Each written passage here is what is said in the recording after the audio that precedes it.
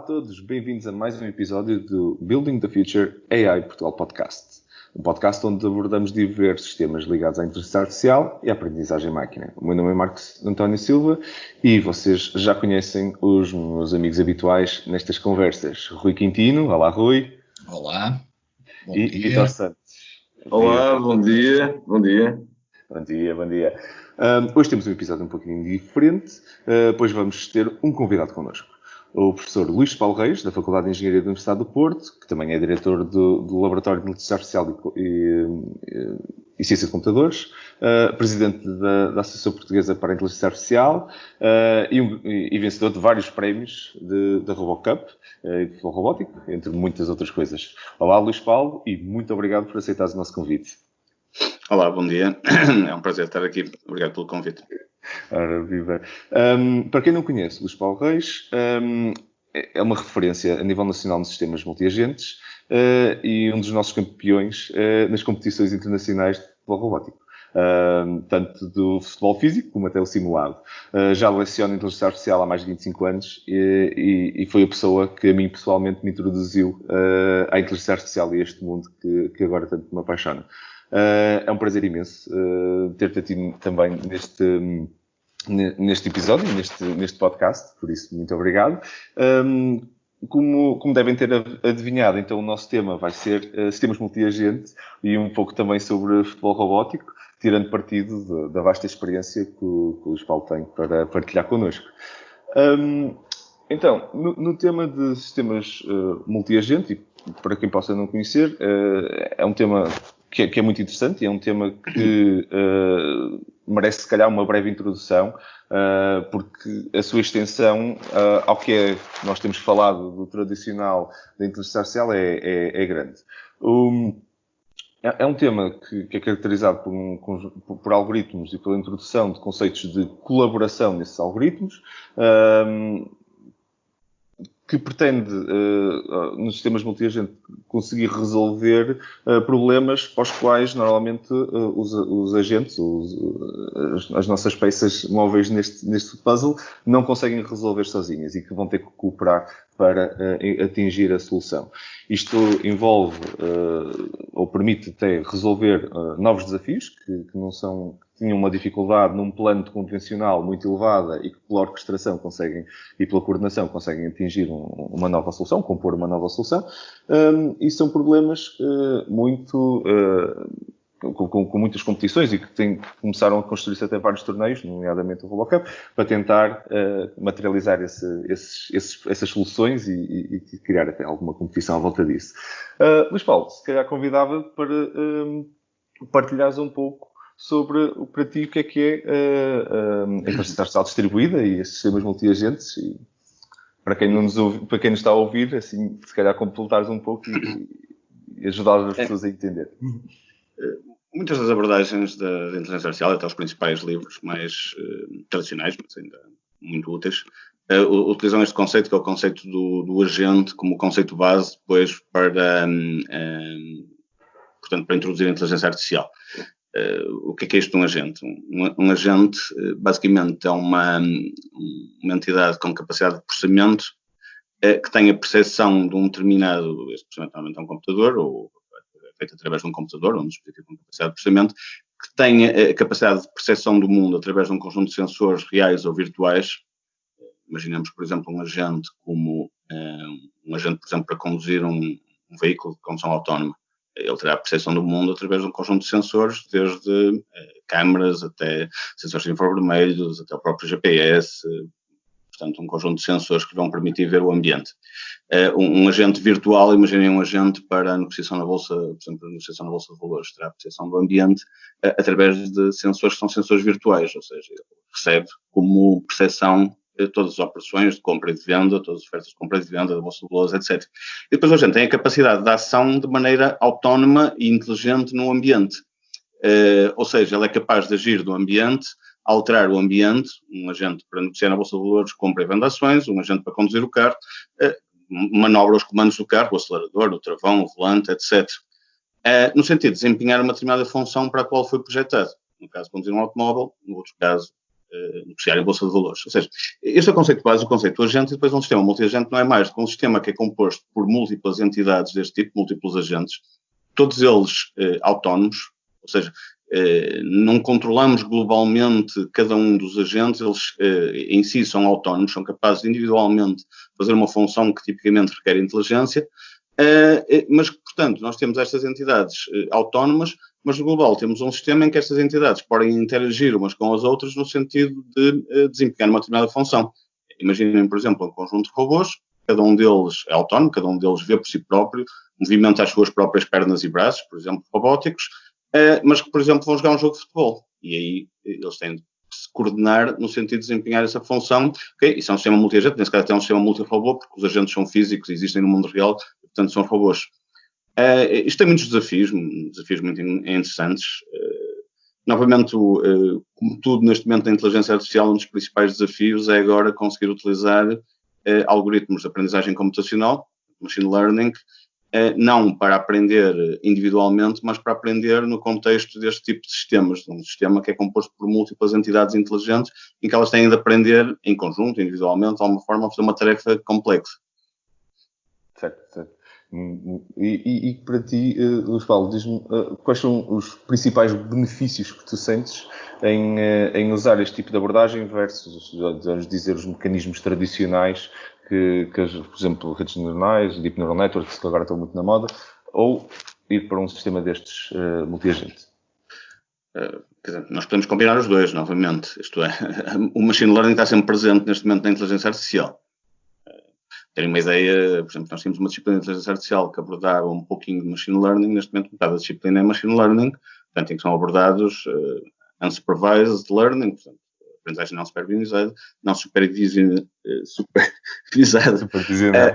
visionada, aprendizagem supervisionada e depois aprendizagem por reforço, reinforcement learning, que é a aprendizagem mais típica até para agentes aprenderem alguma coisa.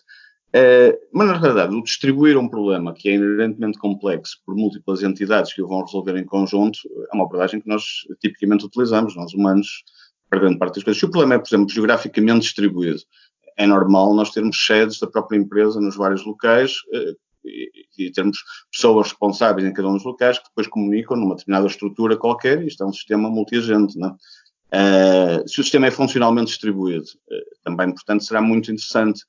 Ou seja, alguém tem a função de fazer X, de gerir as vendas, o outro tem a função de gerir a produção, etc.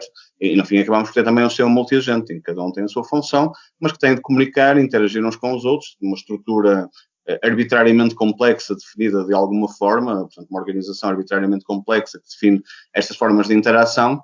E, portanto, se vamos com máquinas a resolver problemas, este tipo de estruturas e este tipo de sistemas multi-agente também são muito úteis, sobretudo se os problemas forem geograficamente, se forem funcionalmente distribuídos. Depois temos muitas vantagens, porque, inclusivamente, não temos aqui um único ponto de ruptura a determinada altura, porque nós podemos ter um agente, mas podemos ter um outro agente que também é capaz de substituir aquele, ou seja, isto não existir um ponto de ruptura também é bastante útil na realidade. Temos problemas lá da escalabilidade. Imaginem que nós temos agentes que são capazes de resolver um problema. Se nós precisarmos, podemos adicionar mais agentes. Em vez de ter 10, temos 50 ou 100. Ou seja, na realidade, permite aqui uma abordagem muito interessante. Portanto, que não é possível com a ideia de termos uma única máquina a resolver tudo. Ou um único agente a resolver tudo.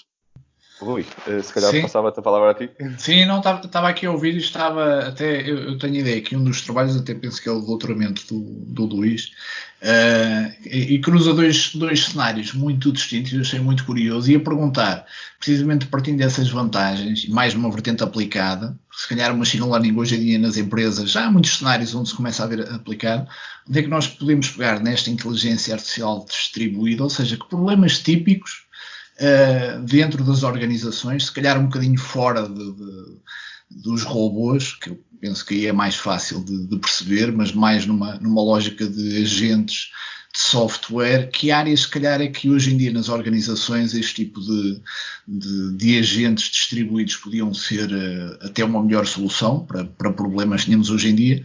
Não é uma coisa que pareça que já esteja, ou então está muito bem escondida, se calhar está tão já bem implementada e está tão bem escondida, mas não tão visível. Ou seja, casos práticos de utilização é que Luís vês possamos ter com estas áreas específicas distribuída em sistemas multiagentes?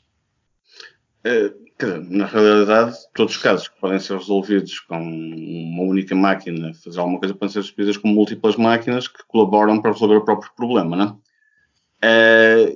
E na realidade, muitos problemas exigem um sistema multiagente, mesmo que ele não esteja absolutamente claro.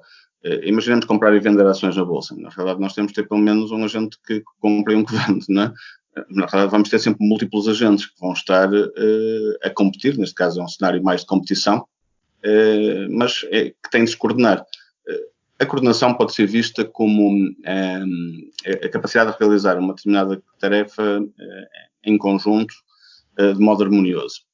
Pode-se dividir aqui, por exemplo, em cenários competitivos, em que existe a competição, é o caso dos cenários compra-venda, bolsas de valores, imaginem jogar póquer, numa mesa em que temos N agentes, neste caso, tipicamente 8, portanto, um número elevado de agentes numa mesa de póquer a jogar póquer, eventualmente até com humanos, e temos depois a parte mais da cooperação ou colaboração de agentes. É o caso, por exemplo, sei lá, do futebol robótico, em que vamos ter um conjunto de agentes que vão cooperar para jogar futebol. Mas na verdade há múltiplos cenários que... Sim? Estava aqui a ver num dos teus trabalhos, doutoramento, isto extremamente curioso, que era a utilização dos sistemas multiagentes na gestão universitária, que achei realmente interessante, e se havia mais casos destes, são um caso que eu não me lembraria, se calhar assim à partida. Por exemplo, sei lá, na gestão universitária o que acontece? Há múltiplos problemas, tipicamente problemas até de escalonamento, de scheduling e problemas de planeamento. Nós temos de planear os recursos e depois temos de escalonar, atribuir os recursos, portanto, sobre problemas de escalonamento.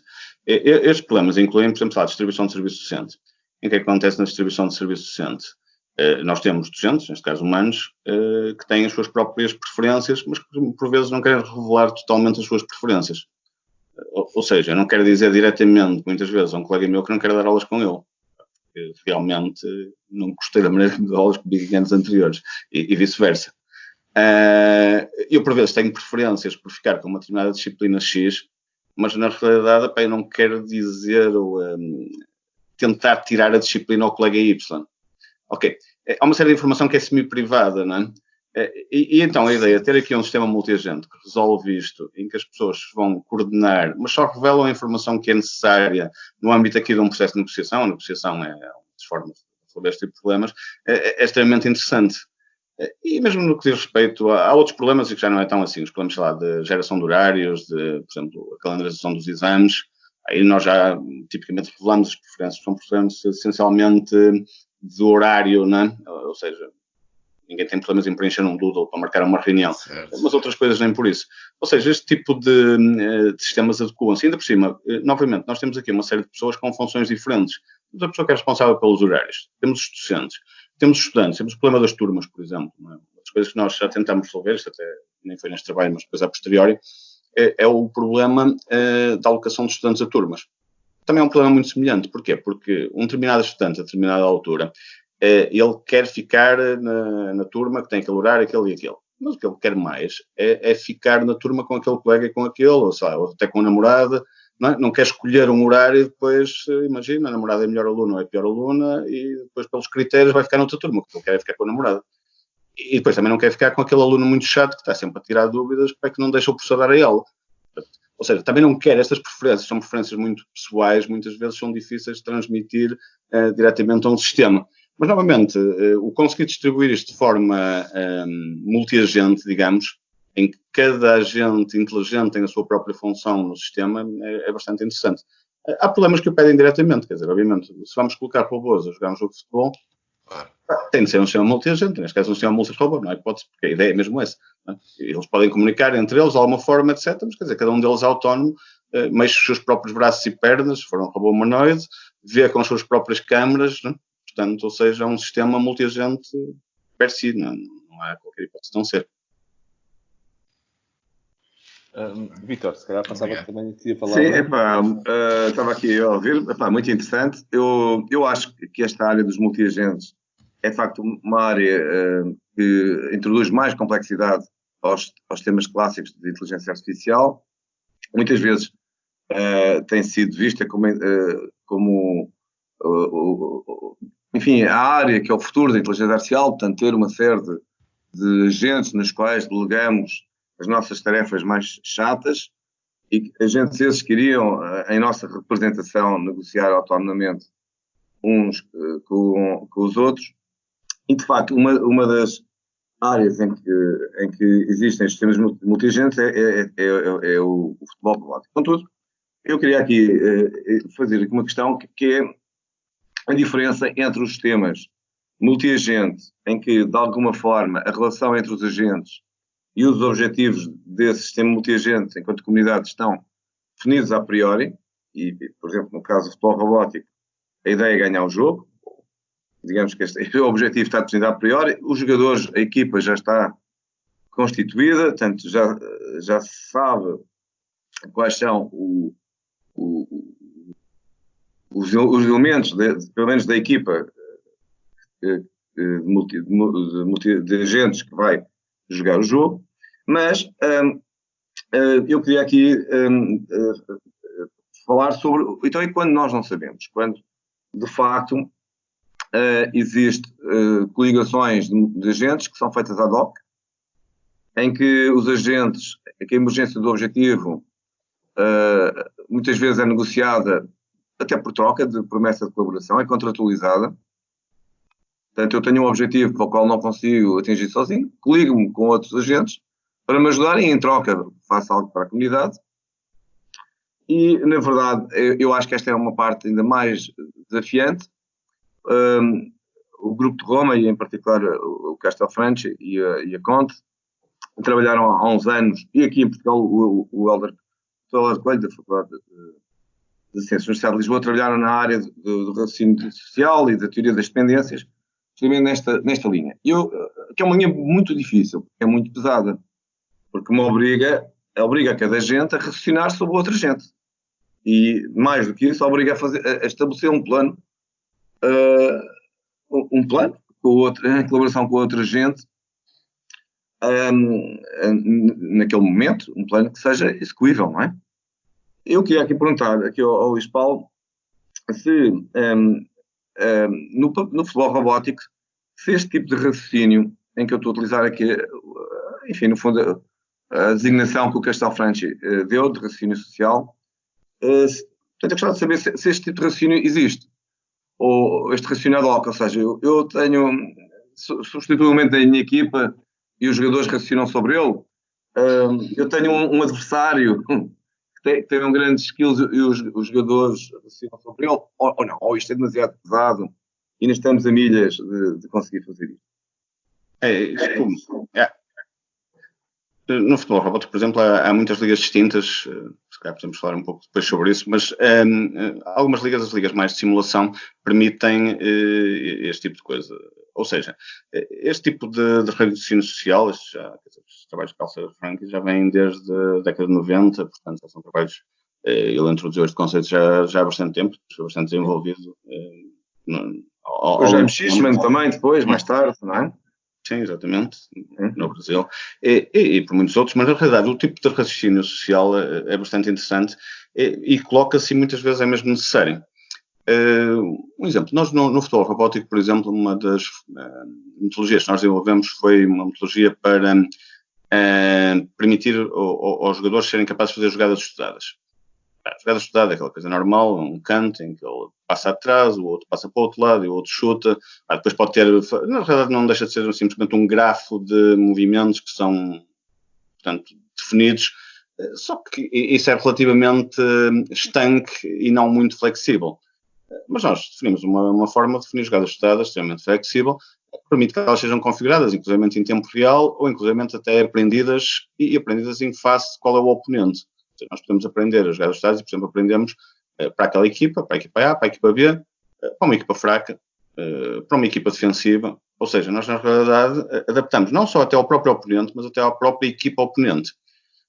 E os próprios jogadores também têm de pensar nisto. Por exemplo, sei lá, na Liga de Simulação existem jogadores heterogéneos. Isto é, os jogadores não são todos iguais.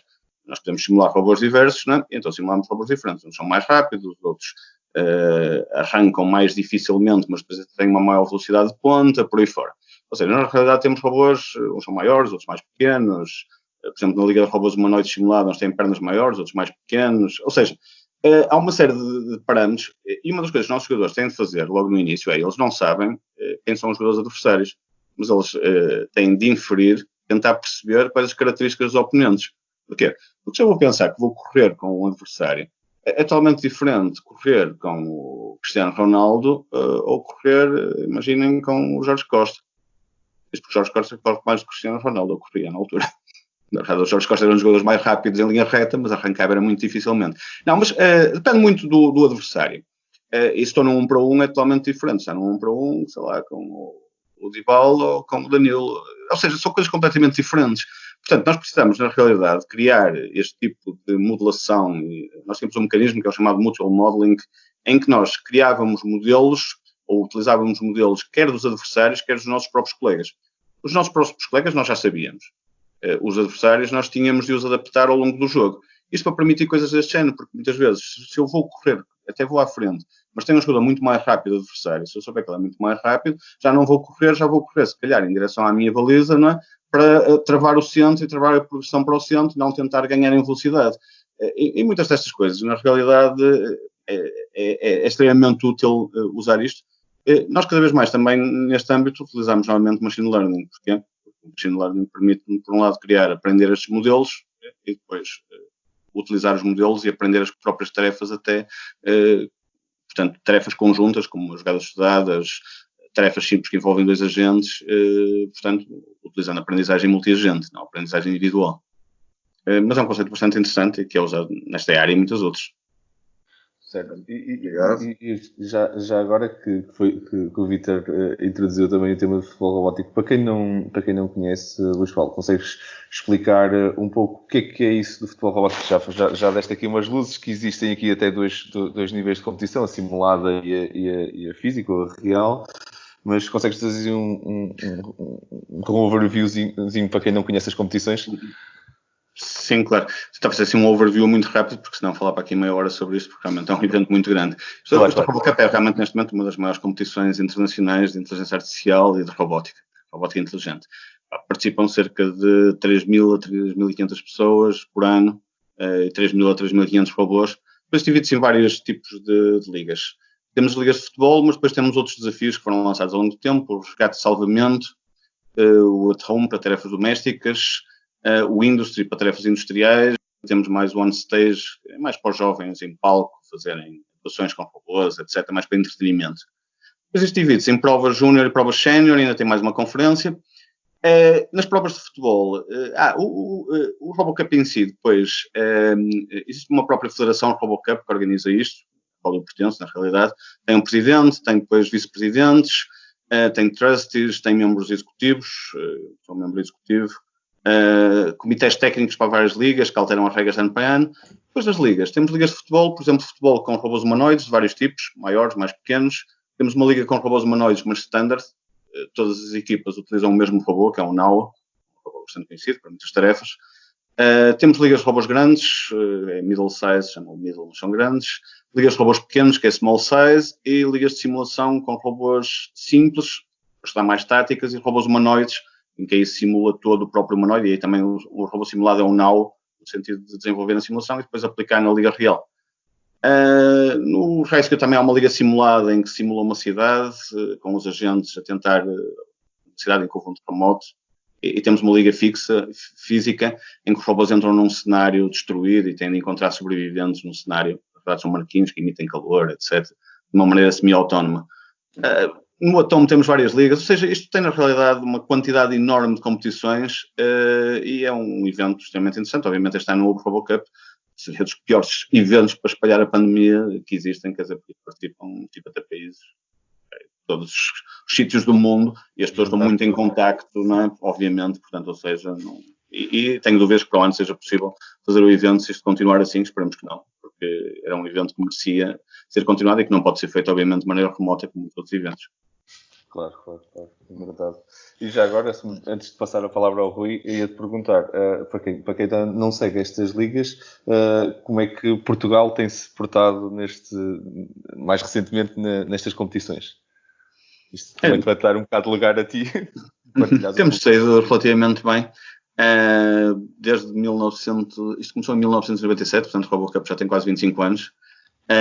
Em 98 ganhámos logo um prémio, portanto, e temos consistentemente ganhado sempre alguns prémios, pelo menos um dos 3 primeiros lugares de algumas das ligas, quer no sénior, quer no júnior. No sénior destaca sobretudo a equipa que eu coordeno em conjunto com o colega Nuno Lau, que é o FC Portugal, que é uma equipa que já tem participado em múltiplas ligas, mas atualmente participa sobretudo nas ligas de simulação, tipicamente ganha pelo menos um prémio, ou desafio científico, ou um dos 3 primeiros lugares das ligas respectivas.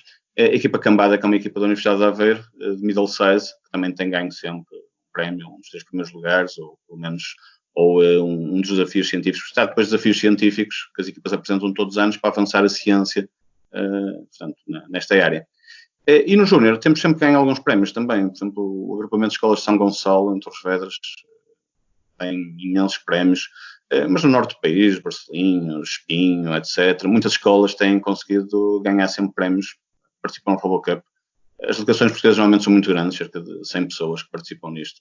Portanto, é um evento, portanto, muito interessante, em que participam desde séniores a júniores, em grande número, mas com bastante sucesso. Fantástico. Ui, força, desculpa, depois roubei aqui um bocadinho. Olha, estava aqui a ouvir e várias perguntas, mas estava aqui e sei que em tão pouco tempo é muito difícil, mas eu realmente não conheço, e perguntar ao Luís, estes agentes, não é? Estes jogadores robóticos, eles como é que hoje em dia, quais são as principais formas deles aprenderem? Coisas como o Transfer Learning, por exemplo, é usado também nestas equipas. Qual é o veículo principal de aprendizagem destes? Neste momento, quer dizer, isto depende muito das ligas, porque as ligas mais robóticas com robôs reais, muitas vezes é muito complicado utilizar machine learning para os robôs aprenderem. Porquê? Porque é preciso simuladores realistas, porque não podemos fazer machine learning no próprio robô, não é? Podemos fazer uns rounds finais de machine learning para adaptar, bridging the gap between simulation and reality, ou seja, transformar o que foi simulado para a realidade, mas depois precisamos de simuladores realistas, porque a aprendizagem tem de ser feita num simulador, num computador super potente, etc. Mas, portanto, as abordagens, quer dizer, que vão cada vez mais para deep reinforcement learning, ou seja, é normal. Nós, por exemplo, na nossa equipa, os nossos robôs aprendem a chutar a bola, aprendem a correr. Uma coisa muito engraçada. E aprendem no ambiente simulado antes? Exato, porque nós participamos sobretudo nas ligas de simulação. Depois também aplicamos nos robôs reais, mas participamos sobretudo nas ligas de simulação. Uma coisa bastante interessante, para ver a evolução dos algoritmos de aprendizagem, nós ao longo dos anos temos usado, obviamente, começámos por usar até a optimização, depois fomos indo para cada vez mais para algoritmos de reinforcement learning. A robótica tem um problema para o reinforcement learning das características do domínio. Portanto, o domínio é contínuo, é não determinístico, é não acessível, portanto, ou seja, é dinâmico, é multiagente, tem aquelas características más, que são as características más para fazer aplicações de IA, que são as características difíceis. Não é? Portanto, os algoritmos de IA não se aplicam por si à robótica desta forma. Mas, portanto, têm aparecido algoritmos muito interessantes. Por exemplo, nós neste momento estamos a usar sobretudo o PPO e variações do PPO, que até temos feito, tem dado. Antes disso usamos CMA-ES, um algoritmo muito interessante que até levou o meu aluno que trabalhou nisso para a Google DeepMind. Portanto, contrataram mesmo antes de acabar o doutoramento, já estava contratado. É muito bom ter alunos que acabaram o doutoramento e já têm salários assim umas 8 vezes superiores ao meu. É interessante, pronto, mas a DeepMind pode pagar, não é? É uma empresa muito grande. Mas usamos sobretudo algoritmos. Mas uma coisa muito engraçada, durante muitos anos, esta liga já existe, esta liga de simulação com robôs humanoides já existe há muitos anos. Durante muitos anos as pessoas tentaram para o robô andar o mais rápido possível. Então chegaram a velocidades em que os robôs andavam 0.8, depois evoluíram para 0.9, 0.95 metros por segundo. De repente, um dos meus novos alunos de doutoramento, aplicando PPO e usando um modelo mais model free, completamente, etc., conseguiu fazer uma coisa engraçada, que foi depois o robô correr. Nós não sabíamos que o robô conseguia correr, mas ele inclina-se para a frente e corre. E então ele passou a andar, em vez de andar a 1 metro por segundo, ou menos 1 metro por segundo, passou a andar a 3. Ou seja, triplicou a velocidade E o melhor é que já houve uma equipa que depois disso conseguiu quase 4 e nós também já vamos quase nos 4 metros por segundo. É muito engraçado, porque realmente o Deep Learning, o Deep Reinforcement Learning, inventa soluções, consegue inventar soluções que nós nunca imaginaríamos e, portanto, nunca as exploraríamos, nós humanos nunca as exploraríamos. Quer dizer, no Go isso é absolutamente evidente, quer dizer, o AlphaGo, depois o AlphaZero inventou uma nova maneira de jogar Go, eram os maiores especialistas de Go, quer dizer, ele simplesmente criou uma nova maneira de jogar Go. Os humanos jogaram Go milénios e não descobriram aquele modo de jogar Go. Portanto, ou seja, é muito interessante nós conseguirmos soluções ainda melhores do que... ou seja, soluções muito melhores do que alguma vez os humanos chegariam. E isto aplica-se a quase todos os problemas, o que é muito interessante. Agora deixa-me só, antes de passar aqui ao Vítor, só uma dúvida que realmente, na questão do Reinforcement Learning, vocês aprendem principalmente no mundo digital ou também hoje em dia também é possível aprender no mundo? Eu pergunto isto mais na lógica porque no mundo físico imagino que em termos de ciclos de aprendizagem seja muito mais limitado do que no mundo virtual, ou não? Tem de ser, a aprendizagem tem de ser feita em simulação e depois simplesmente mais uns rounds para passar para um mundo real, claro. Okay. Então, não é possível aprender usando algoritmos normais de Deep Reinforcement Learning. Não compensa. Não robô diretamente. Estragávamos o robô, obviamente. Muito bom. Portanto, e ainda por cima o tempo que demoraria na simulação, o essencial da simulação é que nós conseguimos comprimir o tempo, não é? Nós simulamos o que o robô faria num milhão de anos num segundo. E conseguem usar as escalabilidade desse milhão de anos. Da cloud e portanto, é quase ilimitado. Exatamente, claro. Muito bom. Vítor. Eu ia precisamente perguntar em relação estou aqui impressionado com a evolução, se consegue já no futebol robótico. Há uns anos, nos anos 90, já porque estamos a falar nos anos 90, o objetivo da inteligência artificial, o objetivo principal passou a ser pôr uma equipa de robôs a jogar futebol contra uma equipa de humanos. E, portanto, esse passou a ser o objetivo, que já agora é bem mais modesto do que era no início dos anos 60, que a ideia que se dizia que seria ter a inteligência artificial completamente dominada até ao final do século passado. Eu ia perguntar quais são os objetivos atuais do futebol robótico. Tirando a evolução contínua, não é? Que já se sabe, não é? Uhum. O futebol robótico, na verdade, são estudados muitos problemas. O que se faz muitas vezes no futebol é aplicado no resgate e salvamento, e é aplicado nas tarefas domésticas, no at-home, em que os robôs vão fazer tarefas do género. O humano lhe pedir para ir buscar um pacote de batatas fritas e ele ter de encontrar o pacote de batatas fritas, saber onde é que está na despensa, trazer, eventualmente esse humano já está numa outra posição e está a sala cheia e ele conseguir identificá-lo e dar o pacote de batatas fritas à pessoa correta. Portanto, este tipo de tarefas também são estudadas no RoboCup, além das tarefas mais de futebol robótico. Mas, efetivamente, o desafio continua a ser conseguir criar uma equipa de robôs humanoides que seja capaz de jogar a um nível profissional e ganhar a equipa humana campeã do mundo de futebol. Isto tendo robôs com as mesmas características físicas dos humanos, obviamente, porque se tivéssemos robôs com características físicas diferentes, isso já seria possível agora, não é? Seria trivial. Bastava ter dois robôs, um robô tipo tanque, que se colocava em frente à baliza e que nenhum humano conseguia tirá-lo de lá, portanto era impossível marcar um golo aos robôs, e um robô tipo tanque que disparava a bola na direção da baliza adversária e marcava o golo, portanto, com a bola a 500 km/h, e nenhum humano se meteria à frente e estava a ganhar o jogo, não é? Portanto, ou seja, a ideia é que ter robôs que sejam... Porque este desafio é muito interessante, porque isto implica criar equipas de robôs que eles sejam capazes de comportar inteligentemente de maneira individual, mas também como membros de uma equipa, obedecer a ordens de alto nível de um treinador, que lhes vai dizer a tática, e usar essas ordens de maneira flexível, serem seguros no contacto com os humanos, serem capazes de operar num ambiente muito adverso, um campo de futebol, que pode ter sombras, sol, chuva, etc.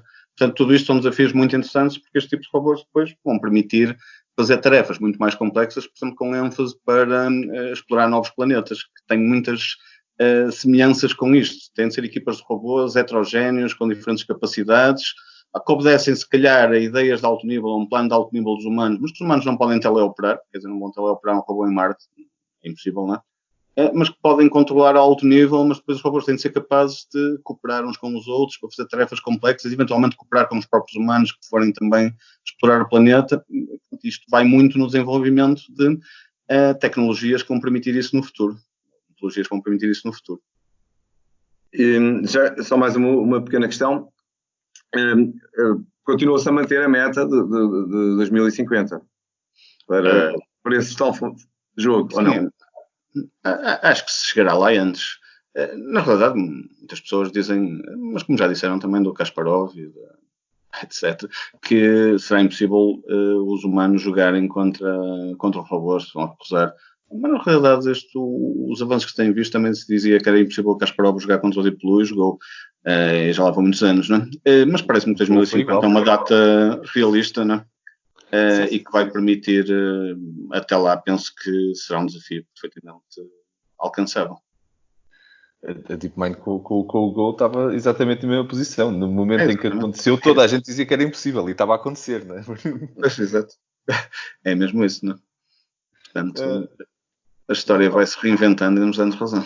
Completamente. Sim, mas nós não aprendemos muito, porque continuamos a dizer sempre que a próxima etapa é impossível. Depois estamos no platô, olhamos e dizemos, claro que sim, era evidente. Mas é curioso que nós nessa parte não aprendemos muito. Este Go é muito interessante porque mostra que, com dados suficientes ou com experiências suficientes, mesmo em domínios extremamente complexos, considerados ao alcance dos humanos muito inteligentes ou génios, que as máquinas conseguem inventar novas soluções melhores que as dos humanos e resolver os problemas melhores que os humanos. Vai ser muito importante, portanto, sei lá.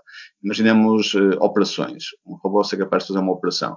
Desde que ele tenha a possibilidade de treinar suficientemente, ou num simulador, ou inclusive começar a treinar em pacientes reais, ou tenha dados suficientes, ou seja, os dados da operação, exatamente qual era a imagem que se estava a ver, 3D, pelo cirurgião e o que é que ele fez exatamente. A máquina vai conseguir aprender uma série de operações de precisão muito, muito melhores que os humanos, sem dúvida nenhuma, não tenho dúvida nenhuma disso. Portanto, ou seja...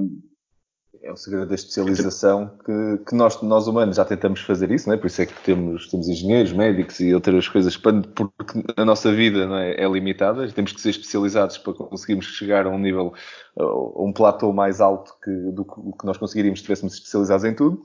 Mas a máquina faz isso a uma velocidade que nos põe o nosso lifespan a parecer nada, não é? Quer dizer, uma máquina numa hora viveu a vida de 500 pessoas e treinou aquilo tudo e absorveu essa aprendizagem. Nós nem que quiséssemos muito, teríamos vida para ter lido metade do que ela leu ou ter experienciado metade do que ela experienciou.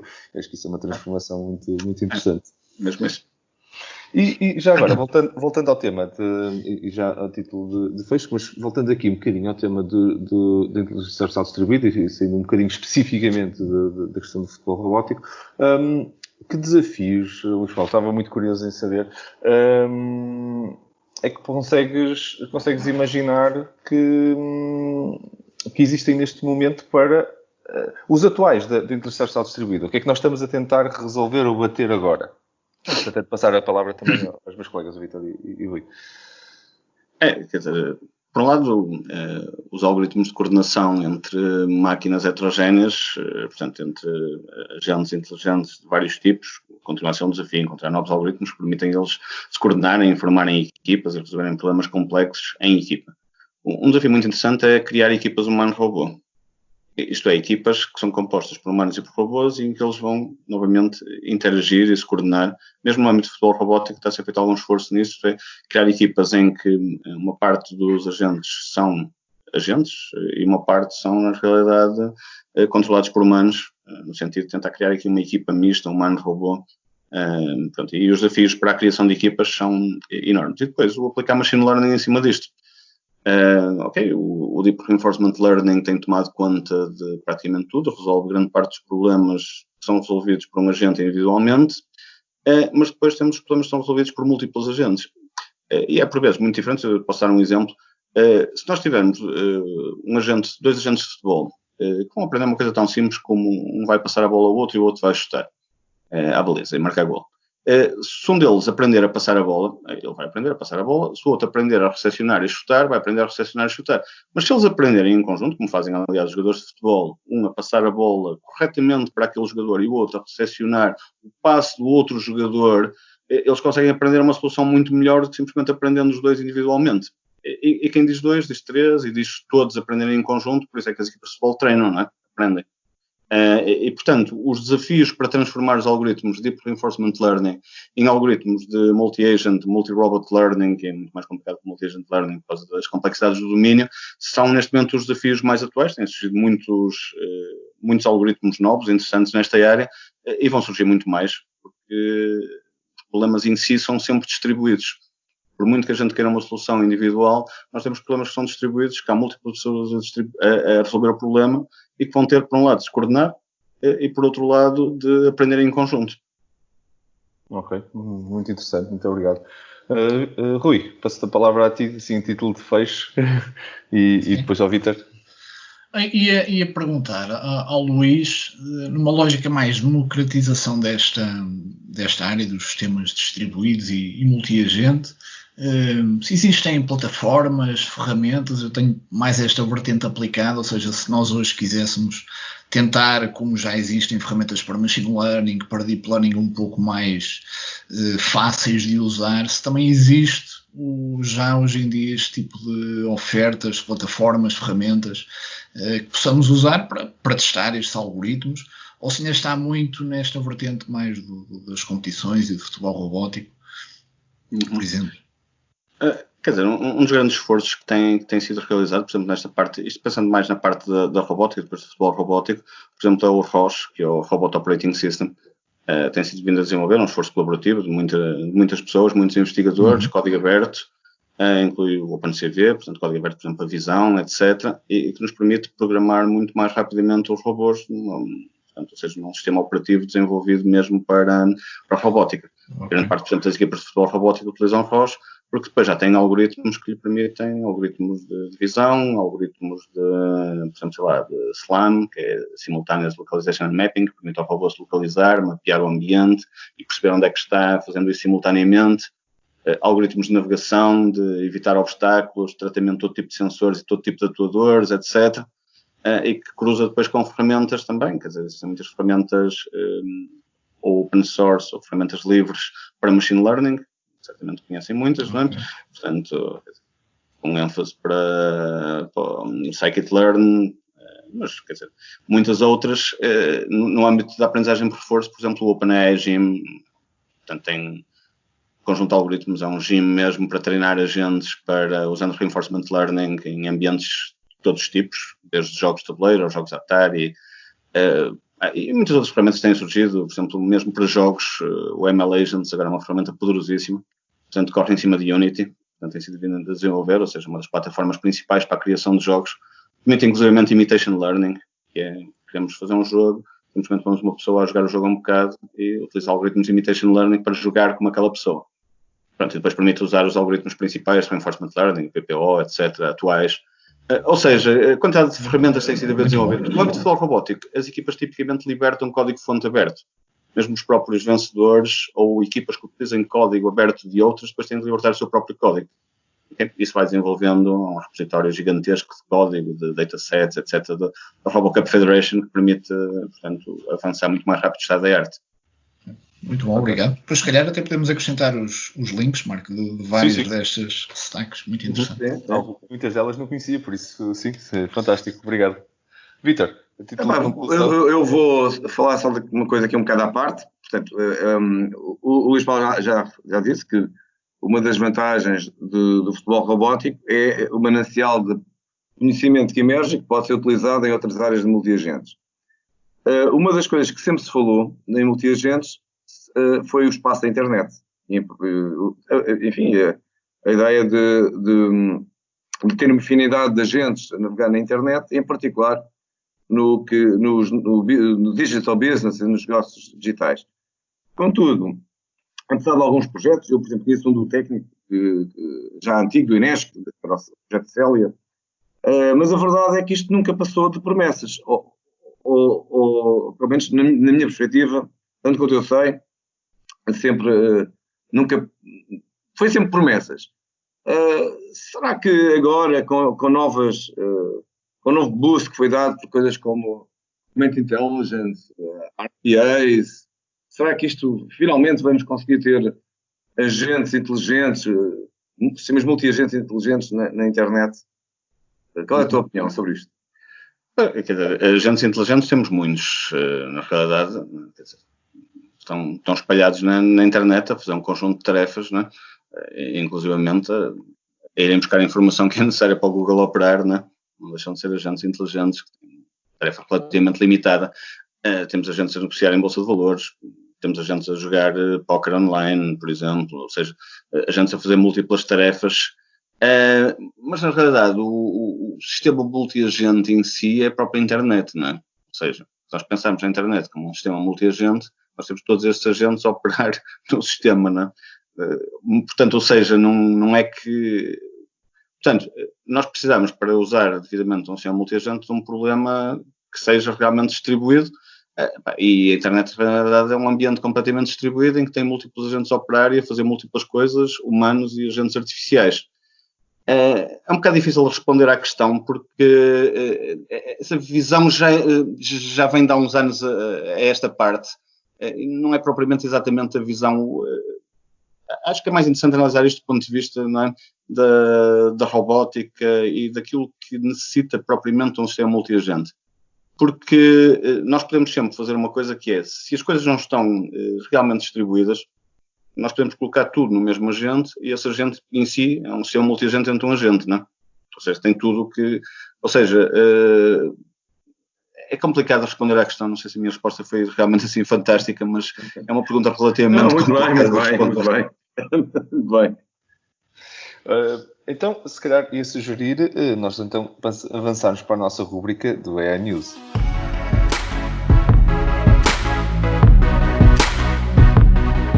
Bem-vindos à nossa rúbrica AI News, o segmento que temos lançado nos episódios onde falamos um pouco, normalmente sobre 3, desta vez será sobre 4 notícias que sentimos que são relevantes, atuais e que partilhamos convosco e comentamos. Como hoje temos o nosso convidado, o Luís Paulo Reis, vamos ter 4 notícias que o Luís Paulo junta-se a nós também neste segmento.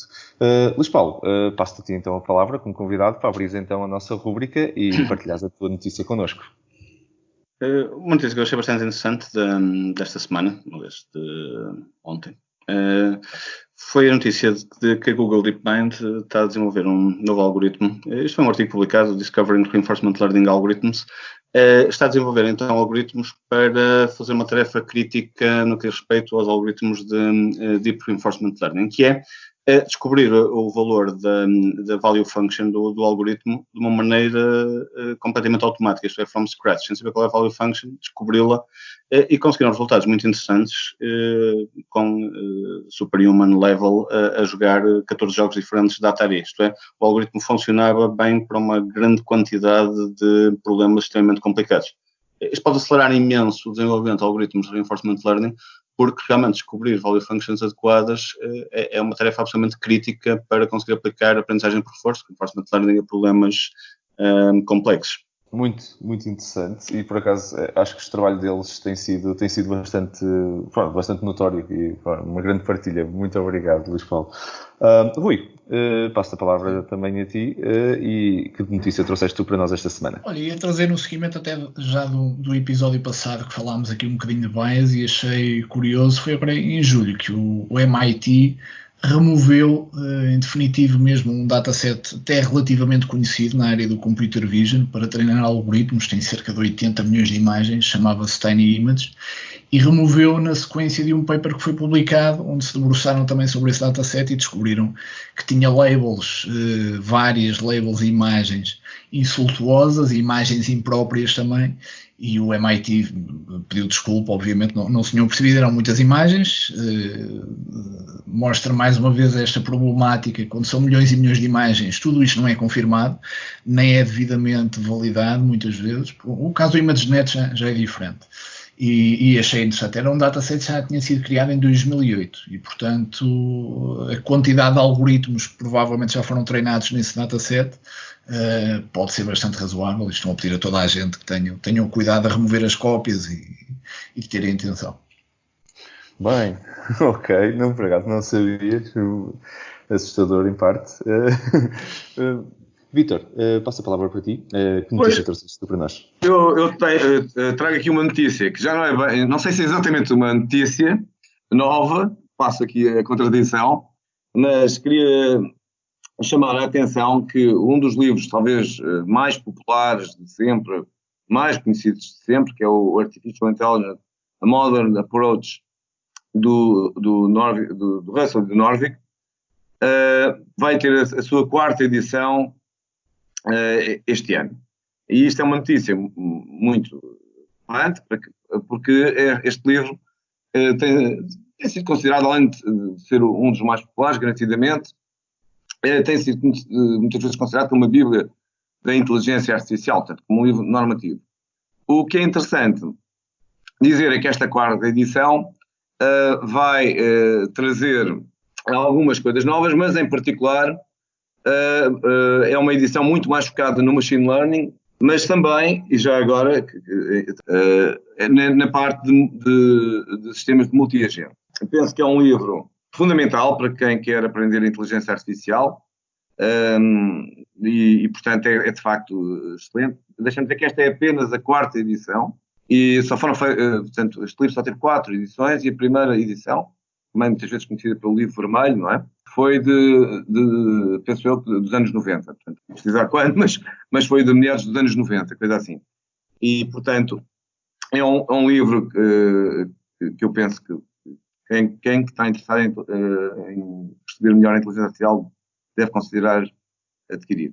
Ok, uma recomendação de leitura. Também podem encontrar estes links todos nos comentários deste podcast. Eu, da minha parte, trago-vos uma notícia bastante atual, que por acaso estava a ler e foi uma que achei que até poderia ser aplicado no caso no tópico 2, mas acima de tudo achei muito interessante uma coisa que estão a fazer na Universidade do Texas e El Paso. Um bocado ali na zona da fronteira entre o México e os Estados Unidos. Há lá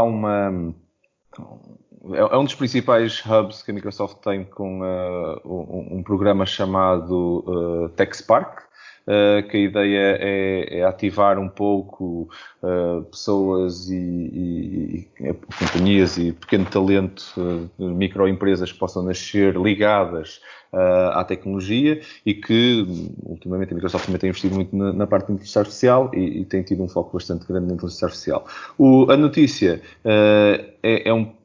tem o título Meet the Lightsabers, conheçam os salvadores de luz, onde 5 estudantes de El Paso conseguiram criar uma inteligência artificial que consegue acelerar ou aumentar o tempo de resposta dos first responders naquelas basicamente as pessoas que saem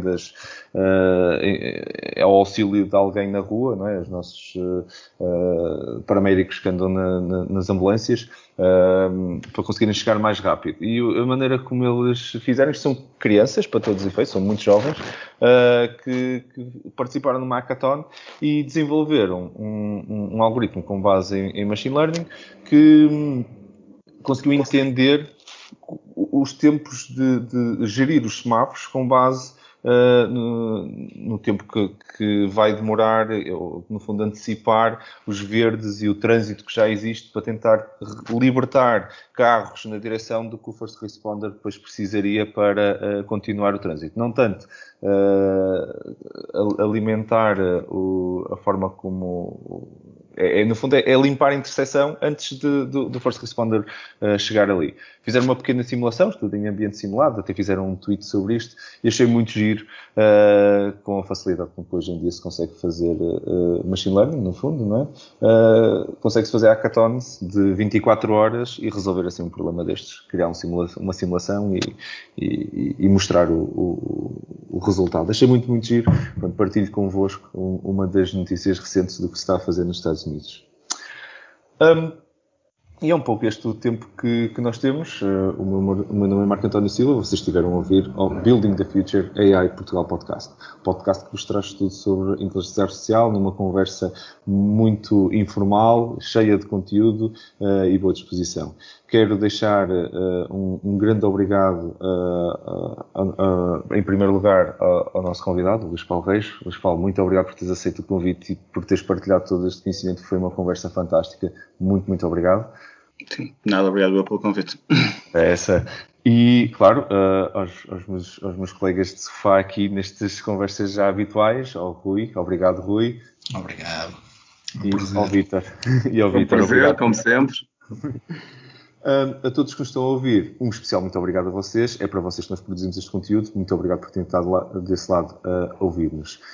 Caso tenham ou gostassem de ver, caso tenham alguma questão ou gostassem de ouvir algum tema aqui discutido, façam-nos chegar essas dúvidas, essas questões, até mesmo se quiserem fazer alguma questão ao nosso convidado Luís Paulo Reis, façam-nos chegar isso, nós fazemos chegar essas questões também. Basta-nos enviarem um e-mail para podcast@buildingthefuture.pt. Caso ainda não tenham subscrito, não se esqueçam de subscrever o podcast para não perderem nenhum dos episódios. Estamos em todas as plataformas principais, desde Apple Podcast, Google Podcast, Spotify, onde vocês quiserem, nós temos lá o podcast. Pesquisem e subscrevam.